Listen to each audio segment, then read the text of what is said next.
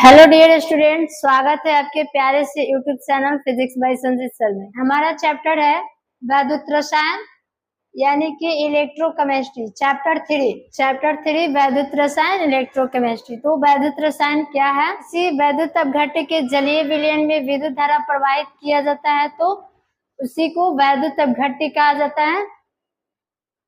पिछले क्लास में मैंने बताया कि शेल स्थिरांक क्या है। शेल स्थिरांक के बारे में पिछले क्लास में मैं बता चुकी हूँ कि दोनों इलेक्ट्रोडों के बीच की दूरी तथा अनुप्रस्थ काट के क्षेत्रफल के अनुपात को शेल स्थिरांक कहते हैं। क्या? दोनों इलेक्ट्रोडों के बीच की दूरी L और उस किसी एक इलेक्ट्रोड के अनुप्रस्थ काट के क्षेत्रफल के अनुपात को शेल स्थिरांक कहते हैं।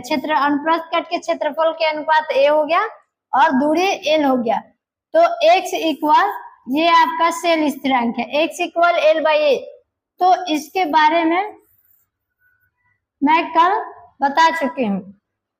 और आज का आपका टॉपिक है कि कोलरस के नियम क्या है। आज का टॉपिक है कोलरस का नियम। किसी वैद्युत अपघट्य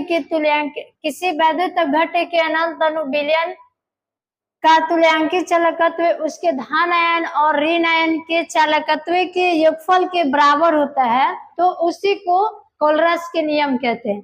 इसमें क्या है कि जो वैद्युत अपघट्य के अनंत विलयन का जो चालकत्व है वह ये धन आयन का चालकत्व और ऋण आयन का चालकत्व यानी कि लैम्डा प्लस और प्लस लैम्डा माइनस के योगफल के बराबर होता है, उसी को कोलरस का नियम कहते हैं। देखिए ये है अनंत अनुविलयन लैम्डा प्लस लैम्डा माइनस यानी कि धन आयन और ऋण आयन के चालकत्व के योगफल के बराबर होता है, जो है अनंत वाले विलयन। जहां पे जो लैम्डा प्लस है ये आपका धन आयन का चालकत्व है तथा जो लैम्डा माइनस है ये आपका ऋण आयन का चालकत्व है। ठीक है, चलिए नेक्स्ट देखिए। इतनी बात समझ में आ गई कि कोलरस का नियम क्या है। किसी वैद्युत अपघट्य के तुल्य अनंत अणु का तुल्यांकी चालकत्व उसके धन आयन और ऋण आयन के चालकत्व के योगफल के बराबर होता है, उसी को कोलरस का नियम कहते हैं। ठीक है, नेक्स्ट है अनंत अनंतता वाला विलयन। अब है कि अनंत अनंतता वाला विलयन क्या होता है इसके बारे में जानेंगे फिर, और जो कोलरस का नियम था उसका उपयोग पढ़ेंगे। देखिए अनंत अनंतता वाला विलयन क्या है। जब किसी वैद्युत अपघट्य को विलायक में घोलकर विलयन बनाया जाता है, किसी वैद्युत अपघट्य के विलायक को घोलकर विलयन बनाया जाता है, तो विलयन जब बनता है तो उस समय क्या होता है कि जो जो वैद्युत अपघट्य होता है वह पूर्णतः यानी कि 100% यह धन आयन और ऋण आयन में टूट जाता है, जिस स्थिति में यह स्थिर हो जाता है और बराबर हो जाता है, जिस स्थिति में विलयन का मोलर चालकत्व और तुल्यांकी चालकत्व जो दोनों है, मोलर चालकत्व और तुल्यांकी चालकत्व बराबर हो जाता है और स्थिर हो जाता है। तो उसके बाद बराबर और स्थिर हो जाता है तो इस अवस्था को ही अनंत अनंतता वाला विलयन कहते हैं। ठीक है, अब देखिए नेक्स्ट है कि कोलरस के नियम का उपयोग। कोलरस के नियम का उपयोग कहाँ कहाँ किया जाता है तो इसके बारे में जानेंगे। कोलरस का नियम का प्रयोग जो है वो अनंत अनंतता पर मोलर चालकत्व को ज्ञात करने में किया जाता है। किसको? अनंत अनंतता पर मोलर चालकत्व की गणना करने में किया जाता है। और सेकेंड है आपका कि इस नियम का उपयोग दुर्बल वैद्युत अपघट्य में वेजनांश को प्राप्त करने में किया जाता है, वेजनांश को। थर्ड है कि अम्लों की क्षारकता को ज्ञात करने में, अम्ल में जो क्षारकता होती है उसको ज्ञात करने में कोलरस के नियम का प्रयोग किया जाता है। कि विद्युत रासायनिक सेल। अब है कि विद्युत रासायनिक सेल क्या है? वैसी युक्ति जिसमें विद्युत ऊर्जा का उत्पादन किया जाता है, वैसी युक्ति जिसमें रासायनिक अभिक्रिया कराकर विद्युत ऊर्जा को उत्पन्न किया जाता है, उसी को ये विद्युत रासायनिक सेल कहते हैं। विद्युत रासायनिक सेल में एनोड पर ऑक्सीकरण और कैथोड पर अवकरण होता है। मतलब कि देखिए एनोड जो है ये एनोड पर ऑक्सीकरण और कैथोड पर अवकरण होता है। चलिए नेक्स्ट देखिए ऑक्सीकरण। नेक्स्ट ऑक्सीकरण। ऑक्सीकरण हम फर्स्ट दिन भी जब चैप्टर स्टार्ट हुआ था उस दिन भी बता चुके हैं, उस लेक्चर में भी बता चुके हैं कि ऑक्सीकरण क्या है। और आज भी देखिए किसी धातु परमाणु द्वारा इलेक्ट्रॉन त्यागने की प्रक्रिया को ऑक्सीकरण कहते हैं। जब कोई तत्व इलेक्ट्रॉन का त्याग करता है, इलेक्ट्रॉन का त्याग करता है तो उसी को ऑक्सीकरण कहते हैं।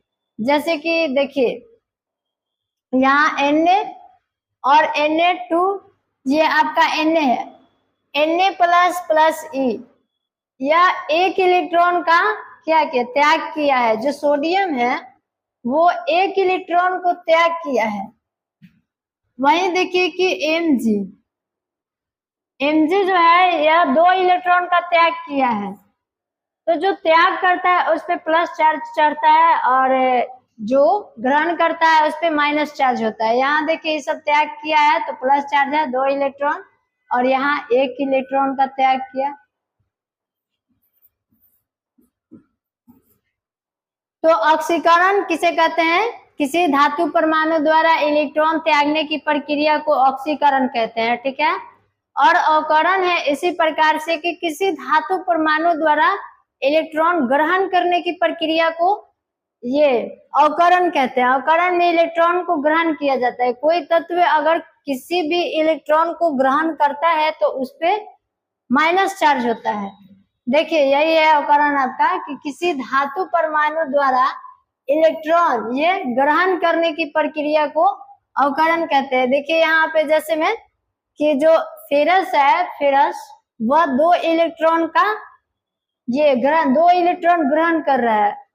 तो इस पे देखिए 2 इलेक्ट्रॉन ग्रहण कर रहा है, यहाँ आपका 2 इलेक्ट्रॉन माइनस हो गया, 3 में से 2 इलेक्ट्रॉन आपका खत्म हो गया, तो यहाँ आपका 1 इलेक्ट्रॉन हुआ। और इसी प्रकार से कॉपर 2 प्लस है, यह 1 इलेक्ट्रॉन को क्या ग्रहण कर रहा है, 1 इलेक्ट्रॉन को ग्रहण कर रहा है। तो जिसके कारण इसमें देखिए 1 इलेक्ट्रॉन जो है यहाँ से माइनस हो जाएगा, तो आपका यहाँ भी 1 ही इलेक्ट्रॉन होगा। तो जो ग्रहण करता है उस पे प्लस चार्ज होता है, जो त्यागता है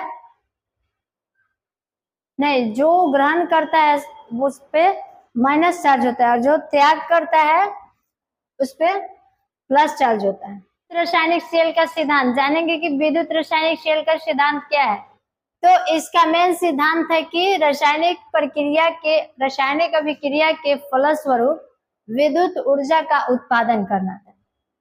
फिर उसका बनावट, ये विद्युत रासायनिक शेल का बनावट है, ये बनावट है विद्युत रासायनिक शेल का। तो कैसे है कि इसमें एक बीकर में 1 मोलर जिंक सल्फेट के विलयन को लेते हैं। ये आपका बीकर है और यहाँ देखिए 1 मोलर जिंक सल्फेट के विलयन को लिया गया है और उसमें एक जिंक को व्यवस्थित किया जाता है, जिंक के क्षण को व्यवस्थित किया। ये आपका जिंक के क्षण है, इसको व्यवस्थित किया गया।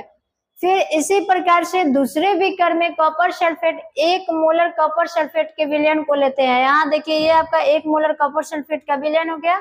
फिर उसमें एक कॉपर के क्षण को व्यवस्थित करते हैं, ये कॉपर के क्षण है, इसको व्यवस्थित करते हैं। और व्यवस्थित करने के बाद फिर क्या होता है कि इसमें ये नोड जो है नहीं, इसमें चित्र के अनुसार एक तांबे को तार को लेते हैं, तांबे के तार के द्वारा एक वोल्ट मीटर को जोड़ते हुए, एक यहाँ देखिए ये आपका वोल्ट मीटर है, एक वोल्ट मीटर को जोड़ते हुए कैथोड और एनोड को जोड़ दिया जाता है। फिर जोड़ने के बाद इसमें लवण सेतु को विस्थापित किया जाता है। देखिए ये लवण सेतु है, लवण सेतु को विस्थापित किया जाता है और जिसमें आपका जिलेटिन या फिर जिलेटिन KNO3 या फिर KCl NH4Cl ये सब का गाढ़ा विलयन होता है, ठीक है, गाढ़ा विलयन होता है। इस प्रकार से बनावट है। ये जिंक का क्षण हो गया, ये कॉपर का क्षण, यहाँ देखिए कैथोड हो गया, ये आपका कुंजी हो गया, ये वोल्ट मीटर हो गया, ये सब। चलिए नेक्स्ट है क्रिया विधि। अब है कि क्रिया विधि क्या है, तो इसमें है कि जब विद्युत परिपथ में लगे कुंजी को दबाया जाता है, जोर से दबा दिया जाता है, तो जोर इसमें तेजी से धारा का प्रवाह होने लगता है, धारा का प्रवाह तेजी से होने लगता है। तो धारा का प्रवाह तेजी से होने लगता है, उसके बाद ये जिसका विक्षेप वोल्ट मीटर में स्पष्ट रूप से देखने को मिलता है। ठीक है, अब है कि जिंक इलेक्ट्रोड पर जब जिंक इलेक्ट्रोड घुलकर जिंक सल्फेट के विलयन में जाने लगता है, तो उसके बाद एक जिंक जिससे विलयन का सांद्रण बढ़ जाता है, जिससे विलयन का सांद्रण बढ़ जाता है, और जिंक परमाणु 2 इलेक्ट्रॉन का त्याग करता है। जिंक परमाणु कितना, 2 इलेक्ट्रॉन को त्याग करके जिंक 2+ आयन में व्यवस्थित हो जाता है, परिवर्तित हो जाता है। जैसे कि यहाँ देखिए ये जिंक है आपका और 2 इलेक्ट्रॉन का यह त्याग कर रहा है, तो ये त्याग कर रहा है 2 इलेक्ट्रॉन का, और जो त्याग करता है उसको ऑक्सीकरण कहते हैं। और फिर जिंक इलेक्ट्रोड से दोनों इलेक्ट्रॉन तार के द्वारा कॉपर की छड़ में चला जाता है। जिंक इलेक्ट्रोड से दोनों इलेक्ट्रॉन जो है कॉपर के छड़ में चला जाता है, किसके द्वारा, तार के द्वारा चला जाता है। फिर नेक्स्ट है कि जब कॉपर इलेक्ट्रोड पर देखिए विलयन में उपस्थित प्रत्येक कॉपर 2+ आयन इलेक्ट्रोड से 2 इलेक्ट्रॉन प्राप्त करके, ये 2 इलेक्ट्रॉन को ग्रहण किया है, प्राप्त करके कॉपर परमाणु में, किसमें, कॉपर परमाणु में बदल जाता है तथा छड़ पर जमा होने लगता है। यह 2 इलेक्ट्रॉन को प्राप्त करके कॉपर परमाणु छड़ पर जमा होने लगता है। ठीक है, जैसे देखिए Cu2+ जो है 2 इलेक्ट्रॉन को यह ग्रहण किया है, तो यहाँ देखिए जो ग्रहण करता है तो माइनस चार्ज होता है, तो देखिए 2 में से 2 इलेक्ट्रॉन को ग्रहण किया, तो 2 इलेक्ट्रॉन को 2 में से 2 तो कैंसिल हो गया था, इस पे 0 हो गया, तो ये आपका केवल कॉपर बचा, ये एक अवकरण हो गया। फिर देखिए नेक्स्ट है संपूर्ण सेल में होने वाली रासायनिक अभिक्रिया निम्न रूप से होता है। संपूर्ण सेल में रासायनिक अभिक्रिया निम्न रूप से होता है, जैसे देखिए जिंक 2++ 2e और यहाँ कॉपर 2++ 2e, तो यहाँ ये जो 2e है 2 इलेक्ट्रॉन, ये 2e कैंसिल हो गया, इसके बाद ये जिंक है और कॉपर 2+ है, तो इसको ऐड कर दिए, फिर यहाँ पे जिंक 2++ कॉपर लिख दिए, तो ये आपका रिएक्शन हो गया। फिर है नेक्स्ट आपका कुछ नोट है कि इस अभिक्रिया के आधार पर बना सेल डेनियल सेल कहलाता है। ठीक है, जिसे गैल्वेनिक सेल या वोल्टेज सेल भी कहते हैं। फिर है आपका कि डेनियल सेल में जिंक के छड़ को एनोड और कॉपर के छड़ को कैथोड के रूप में प्रयोग किया जाता है। देखिए डेनियल सेल में जिंक के छड़ को एनोड तथा कॉपर के छड़ को कैथोड के रूप में प्रयोग किया जाता है। ठीक है, फिर तीसरा नोट्स है आपका कि डेनियल सेल में जिंक के छड़ पर ऑक्सीकरण होता है। जो डेनियल सेल है उसमें जिंक के छड़ पर ऑक्सीकरण होता है और कॉपर के छड़ पर अवकरण होता है। ठीक है, देखिए कॉपर के छड़ पे अवकरण हो रहा है और जिंक की छड़ पे ऑक्सीकरण हो रहा है।